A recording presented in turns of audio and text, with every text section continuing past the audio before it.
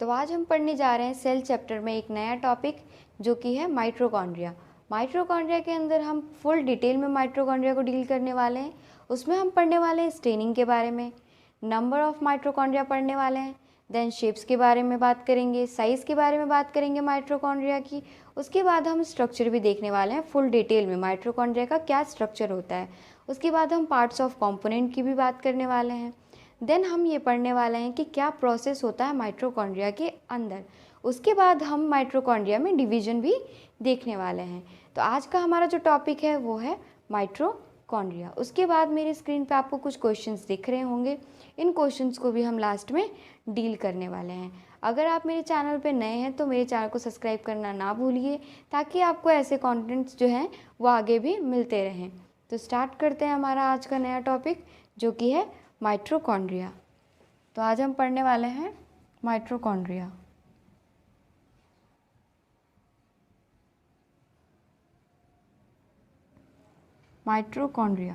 Mitochondria is a plural word. It's a plural word. अगर हम singular देखें तो ये होता है माइटोकॉन्ड्रियन। माइटोकॉन्ड्रियन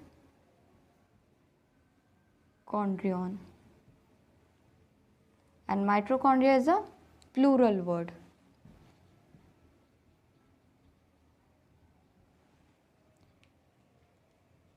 अगर हम स्टेनिंग की बात करें कि क्या नीड है स्टेनिंग की माइटोकॉन्ड्रिया के अंदर,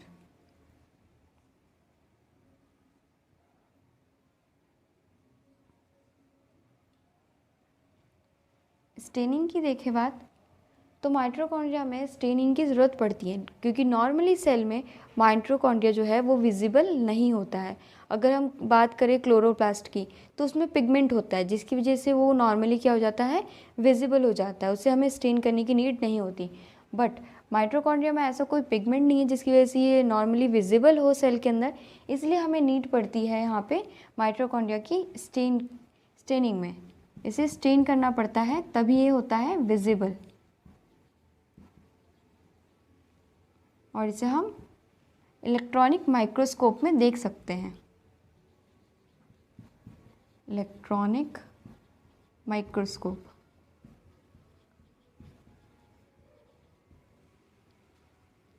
अगर हम नंबर की बात करें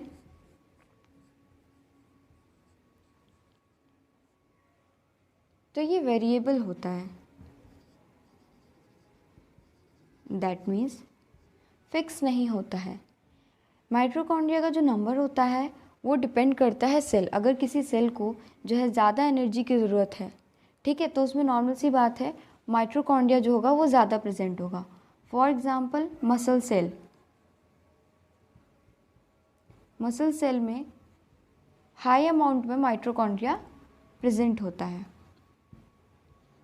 हाई अमाउंट में माइटोकॉन्ड्रिया प्रेजेंट होता है।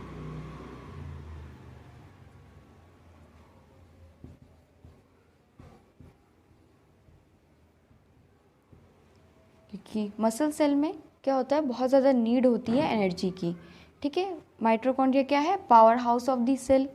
सो पावर, इसमें बहुत ज़्यादा क्या है, एनर्जी है यहाँ पे, ठीक है, इसलिए मसल सेल में ये ज़्यादा होते हैं। अगर हम ह्यूमन सेल के आरबीसी की बात करें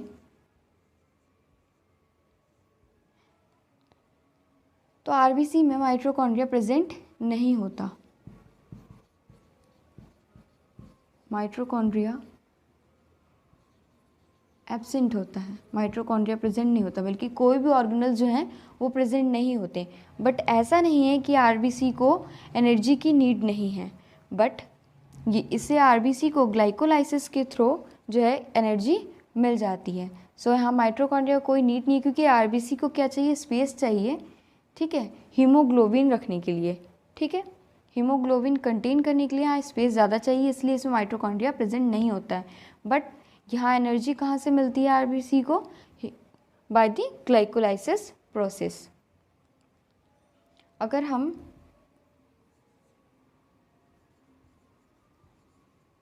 शेप्स की बात करें, कैसा शेप होता है माइटोकॉन्ड्रिया का, तो ये सॉसेज शेप होता है इसका, सॉसेज। ओके, ये एक तरीके का नॉनवेज होता है, ठीक है, जो कुछ इस तरीके से दिखता है। सेम ऐसा ही स्ट्रक्चर जो है हमारे माइटोकॉन्ड्रिया का है। और इसे कैसे कह सकते हैं, और कैसा शेप, सिलेंड्रिकल शेप।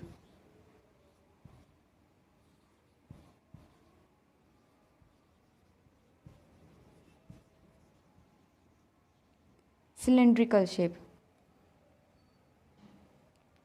अगर हम साइज़ की बात करें,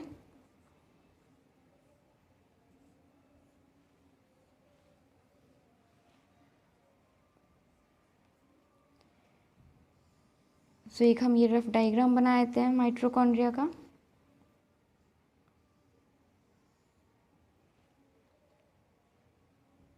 तो अगर हम लेंथ की बात करते हैं, लेंथ की, सो 1 to 4 माइक्रोमीटर होता है।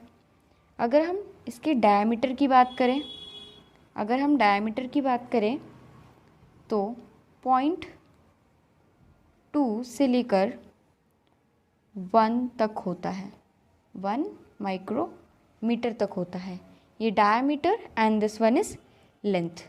तो यहाँ मेंशन कर देते हैं, डायमीटर इज इक्वल टू 0.2 से 1.0 माइक्रोमीटर। अगर लेंथ की बात करें तो 1 to 4 माइक्रोमीटर। माइटोकॉन्ड्रिया का साइज़ जो है हम अगर देखें तो लगभग ये एक बैक्टीरियल सेल की तरह होता है साइज़ में।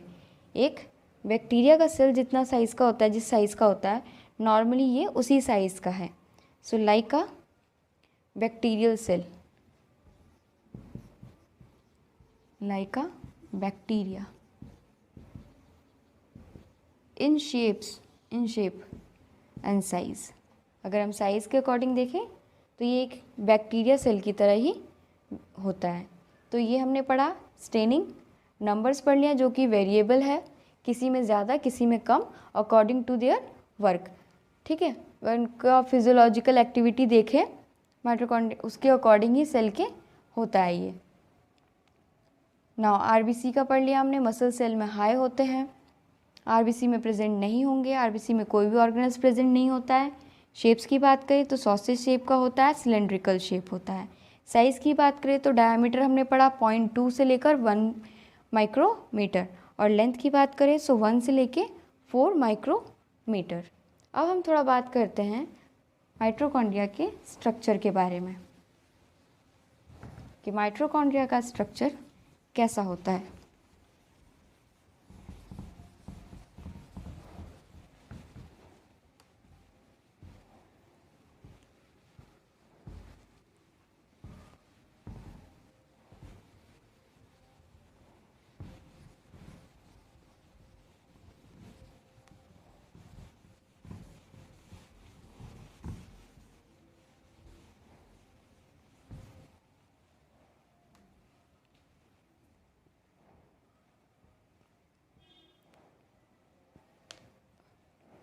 सो इट्स अ प्लूरल, एंड हम यहाँ सिंगुलर लिख लेते हैं।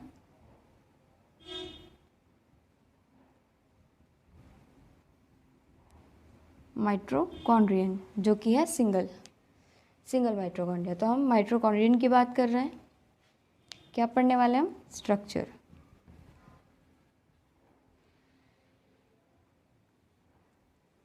स्ट्रक्चर देखने वाले हैं माइटोकॉन्ड्रियन की।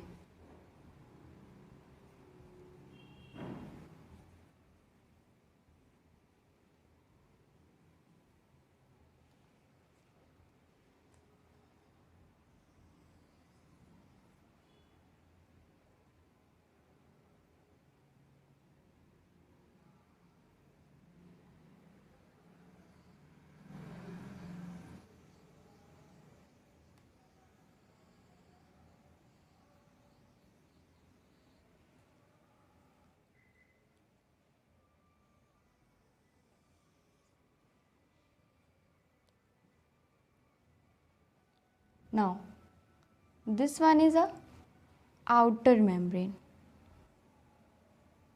Outer membrane. हम जानते हैं, इससे पहले हम पढ़ चुके हैं कि माइटोकॉन्ड्रिया में 2 मेम्ब्रेन प्रेजेंट होती हैं. It's have 2 membrane present. 2 membrane.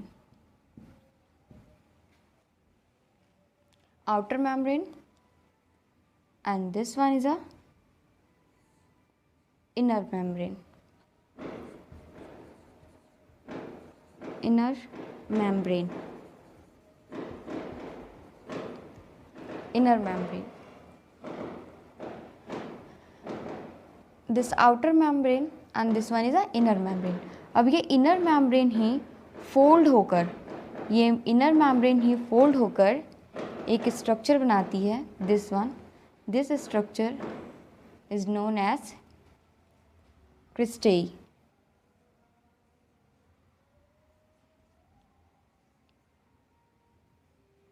क्रिस्टेई. Cristae is a plural word.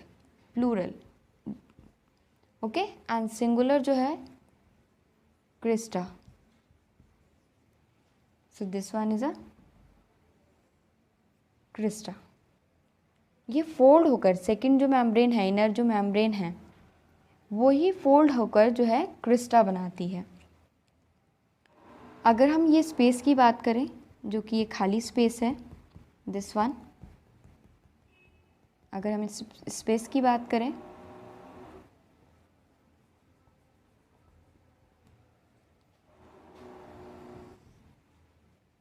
अगर हम इस स्पेस की बात करें तो ये है हमारा आउटर कंपार्टमेंट, या हम इसे आउटर स्पेस भी बोलते हैं. आउटर स्पेस भी बोलते हैं. This inner membrane fold and form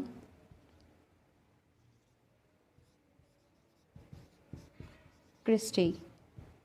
fold होकर क्या बनाते हैं? क्रिस्टेई बनाते हैं. अब इनकी कॉम्पोजिशन को अगर देखें थोड़ा कि आउटर मेम्ब्रेन में क्या कॉम्पोजिशन है, सो इसमें हमें 2 चीज़ें मेनली देखने को मिलती हैं, lipids and protein. Lipids and protein. अगर हम आउटर मेम्ब्रेन की बात करें, सो इसमें 40% लिपिड एंड 60% हमें प्रोटीन मिलता है देखने को. इसी तरीके से अगर हम इनर मेम्ब्रेन की बात करें तो उसमें हमें लिपिड्स जो है वो मिल जाता है 20% और प्रोटीन हाई अमाउंट में मिलता है 80%. अब ये जो इसके अंदर ये जो स्पेस है, this one is a matrix. इसे हम कहते हैं मैट्रिक्स. इस मैट्रिक्स में कई एंजाइम्स प्रेजेंट होते हैं, बहुत सारे एंजाइम्स प्रेजेंट होते हैं.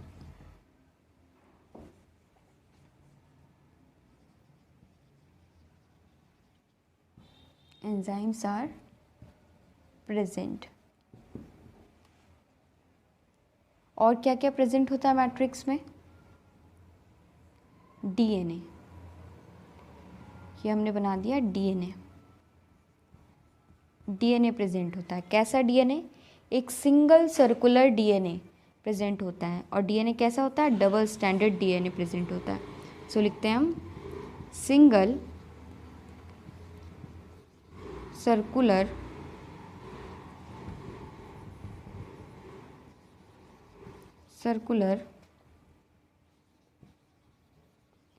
Double standard DNA present. Single circular double standard DNA present होता है। एक और चीज़ प्रेजेंट होती है इसमें, जो कि हमने पहले भी पढ़ा है, राइबोसोम्स। ये हमने राइबोसोम्स बना दिए, ये प्रेजेंट है राइबोसोम्स।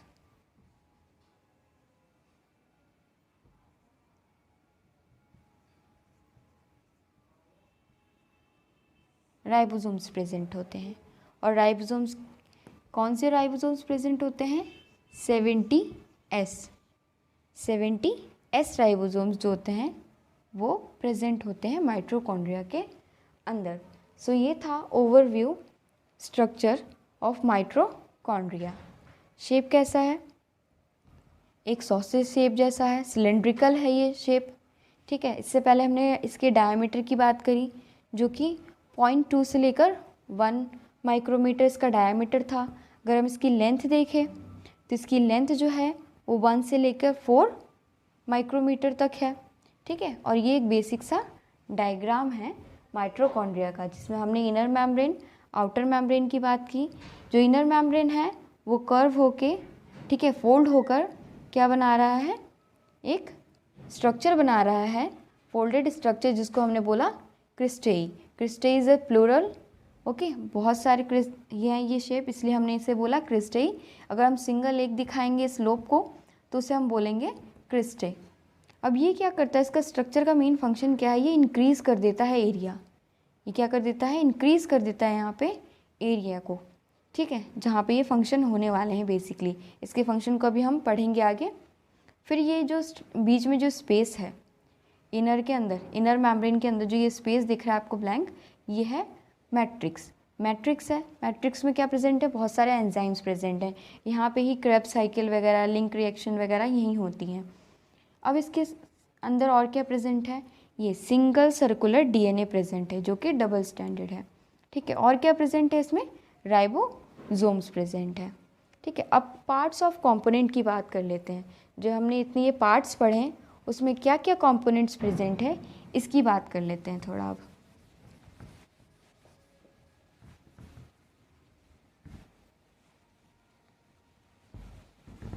सब स्ट्रक्चर में हम पढ़ने जा रहे हैं parts of components.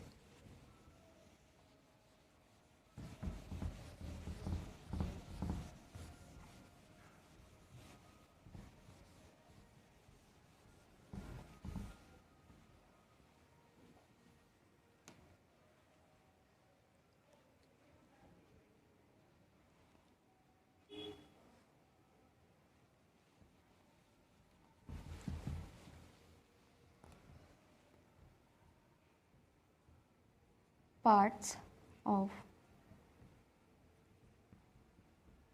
Components. First हमने पढ़ा आउटर मेम्ब्रेन। सो यहाँ पे एक रफ सा हम डायग्राम भी बना लेते हैं, ताकि जो हम पढ़ रहे हैं उसको कोरिलेट कर पाए कि हम पढ़ क्या रहे हैं।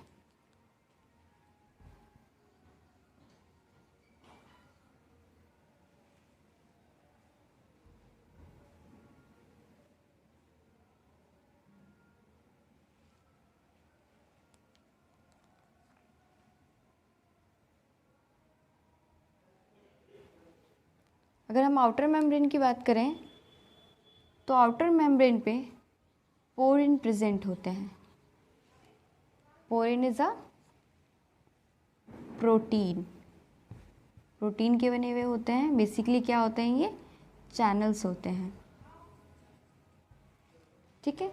आउटर मेम्ब्रेन पे क्या प्रेजेंट होते हैं? पोरिन प्रेजेंट होते हैं। ये प्रोटीन के बने हुए बड़े बड़े बिग चैनल्स होते हैं। कैसे चैनल्स होते हैं? बिग चैनल्स, बिग चैनल्स होते हैं प्रोटीन के बने हुए। नाउ सेकंड वन, अगर हम बात करें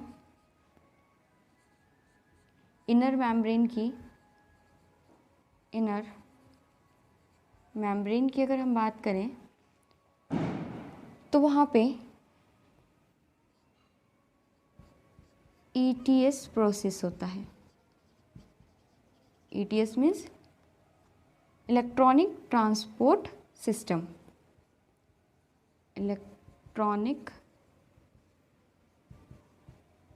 ट्रांसपोर्ट सिस्टम। मेम्ब्रेन है, हमने पढ़ा कि माइटोकॉन्ड्रिया में दो मेम्ब्रेन्स प्रेजेंट होती हैं। दोनों मेम्ब्रेन किसकी बनी हुई हैं? लिपिड बाइलेयर्स की बनी हुई हैं। ठीक है, तो ये दोनों किसकी बनी हुई हैं? लिपिड्स बाइलेयर्स की बनी हुई हैं।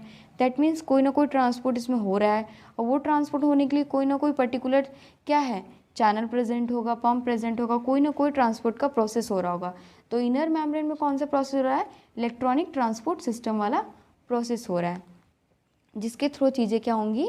मैट्रिक्स में एंटर करेंगी। और यहाँ पे ये प्रोटीन सिंथेसिस में भी हेल्प करता है। नाउ थर्ड वन हम पढ़ने वाले हैं मैट्रिक्स। हमने मैट्रिक्स में क्या क्या पढ़ा? मैट्रिक्स में रेस्पिरेटरी एंजाइम्स प्रेजेंट होते हैं। ठीक है, कौन कौन से होते हैं क्रेब्स साइकिल में जो यूज़ होंगे?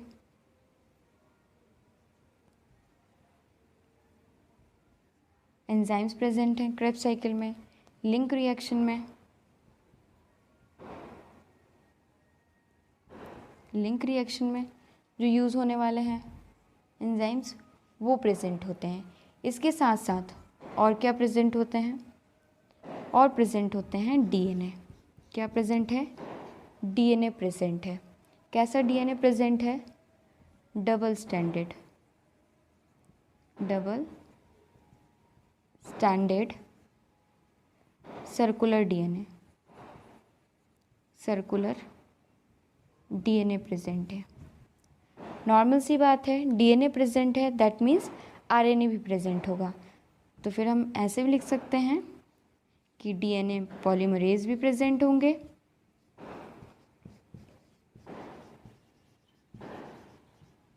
एंड आरएनए, डीएनए से ही आरएनए बनता है, तो आरएनए पॉलीमरेज भी प्रेजेंट होंगे, ये भी प्रेजेंट होंगे। उसके बाद हमने और क्या पढ़ा था मैट्रिक्स में? हमने ये पढ़ा था कि राइबोसोम्स भी प्रेजेंट होते हैं। थर्ड थिंग क्या आ गई? राइबोसोम्स, राइबोसोम्स प्रेजेंट होते हैं। ये थे हमारे पार्ट्स ऑफ कंपोनेंट। ओके, अब इसके बाद हम देखने वाले हैं कि क्या प्रोसेस होता है, what processes occur in this one, in this compartment. Okay, जितने हमने कंपार्टमेंट्स पढ़े मेन मैट्रिक्स में, यहाँ प्रोसेस क्या होता है वो पढ़ने वाले हैं।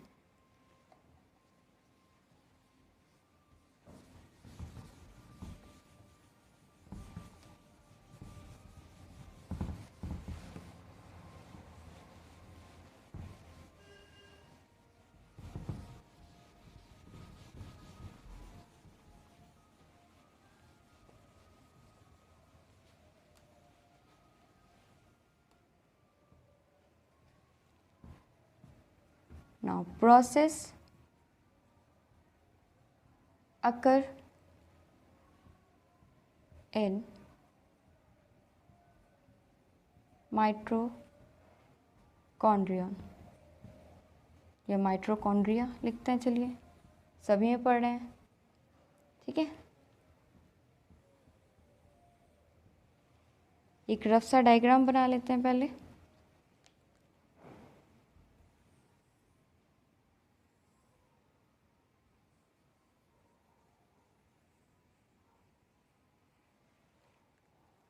So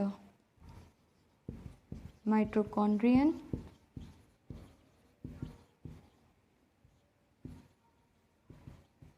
outer membrane,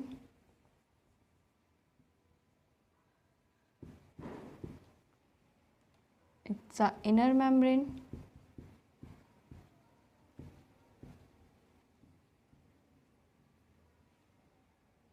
this one is a matrix,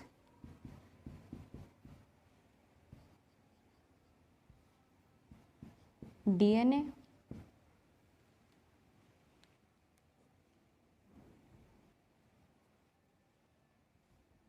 ribosomes,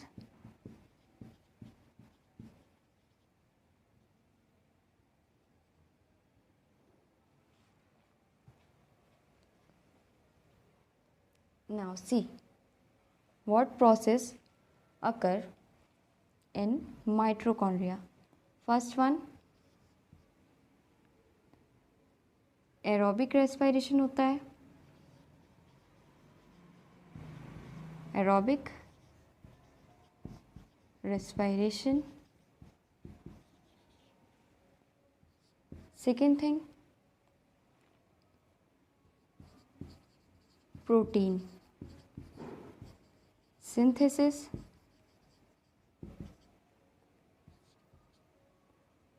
Now ATP synthesis also.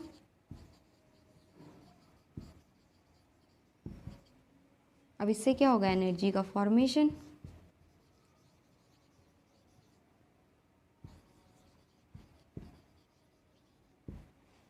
यहाँ क्या होगी, हाई अमाउंट में एनर्जी फॉर्म होगी. That's why we call it mitochondria as a power house of a cell. Power house of a cell. It's a very important point. ये आपके अगर school में भी देखें तो ये क्वेश्चंस बहुत पूछा जाता है सेल के चैप्टर में. एमसीक्यू के फॉर्म में आ सकता है, वन वर्ड के फॉर्म में आ सकता है, ठीक है. और ये कॉम्पिटिटिव एग्जाम्स में भी पूछे जाते हैं इससे related questions. So power of the house of the cell is mitochondria. और अगर हम अब डिवीजन की बात करें कि क्या डिवीजन, कैसा डिवीजन हमें देखने को मिलता है माइटोकॉन्ड्रिया में. Division in mitochondria.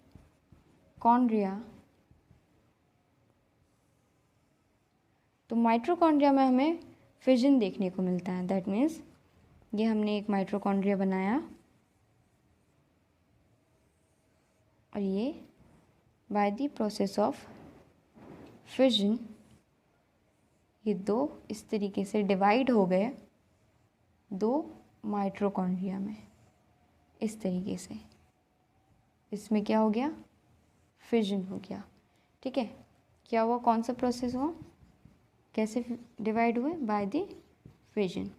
तभी हम कहते हैं that's why we call it कि size and shape of the mitochondria is variable, ठीक है. इसका एक डेफिनेट जो है हम कह नहीं सकते कि हाँ इतने ही साइज़ का जो है माइटोकॉन्ड्रिया सेल में प्रेजेंट होगा, या इतनी ही लेंथ होगी, या इतनी ही ब्रेथ होगी.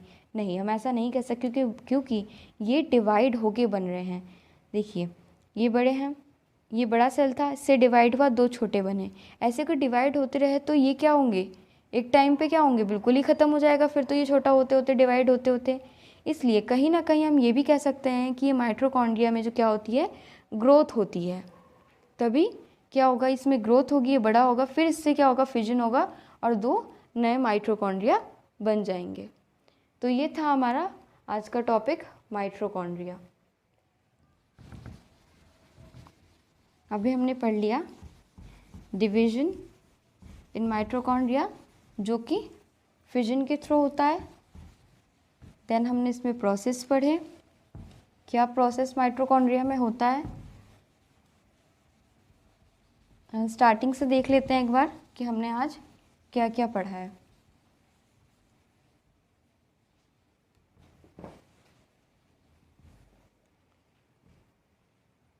तो आज हमने माइटोकॉन्ड्रिया में बात की फर्स्ट स्टेनिंग, जो कि स्टेन करके ही माइटोकॉन्ड्रिया को विजिबल है, देख पाएंगे हम इलेक्ट्रॉनिक माइक्रोस्कोप में. उसके बाद हमने शेप्स पे बात की, ठीक है, जो कि एक सॉसेज शेप जैसा था, मतलब सिलेंड्रिकल शेप है, ठीक है. उसके बाद हमने साइज़ पे बात किया, जो कि हमने बताया कि डायामीटर के अकॉर्डिंग देखें तो 0.2 से लेकर 1 म्यूमीटर तक है, दैट मीन्स माइक्रोमीटर तक है. अगर हम लेंथ की बात करें तो हमने पढ़ा 1 से लेकर 4 माइक्रोमीटर. उसके बाद हमने स्ट्रक्चर देखा, आउटर लेयर देखी, इनर मेम्ब्रेन देखा. उसके बाद हमने मैट्रिक्स पढ़ा, उसमें डीएनए भी पढ़ा. उसके बाद और हमने क्या पढ़ा, उसमें एक और चीज़ प्रेजेंट थी, वो है राइबोसोम्स. कैसे राइबोसोम, 70S राइबोसोम्स प्रेजेंट थे। उसके बाद हमने पार्ट्स ऑफ कंपोनेंट्स भी देखे। उसके बाद हमने देखा प्रोसेस, क्या क्या प्रोसेस होता है माइटोकॉन्ड्रिया के अंदर, ठीक है। देन हमने last but not the least हमने डिस्कस किया अभी कि डिवीजन कैसे होता है माइटोकॉन्ड्रिया में। अब आपको मेरी स्क्रीन पे कुछ क्वेश्चंस दिख रहे होंगे। ये सारे क्वेश्चन जो है अभी जो हमने टॉपिक जो माइटोकॉन्ड्रिया का अभी कंप्लीट किया है उससे रिलेटेड ही ये सारे क्वेश्चंस हैं। ये सारे क्वेश्चन जितने आप यहाँ देख रहे हैं ये आपके बोर्ड में आए हुए क्वेश्चंस हैं और ये कॉम्पिटिटिव एग्ज़ाम्स में भी ये क्वेश्चंस पूछे जाते हैं। तो ट्राई करिएगा इन क्वेश्चंस को, ईजी हैं, हो जाएंगे। इस क्वेश्चन की मैं जितने ये क्वेश्चन देख रहे हैं आप, इसकी मैं एक PDF बना के लिंक जो है डिस्क्रिप्शन बॉक्स में डाल दूँगी, वहाँ से आपको ये सारे क्वेश्चंस मिल जाएंगे। अगर आप चाहते हैं कि मैं इन क्वेश्चंस की एक सॉल्यूशन वीडियो बना दूँ तो आप कमेंट कर दीजिएगा, एक मैं ट्राई करूँगी इसके क्वेश्चंस की सॉल्यूशन एक वीडियो बना दूँ। अगर आप इस चैनल पे नए हैं तो चैनल को सब्सक्राइब कर दीजिएगा ताकि इसी तरीके से और टॉपिक्स जो हैं आप तक पहुँचते रहें।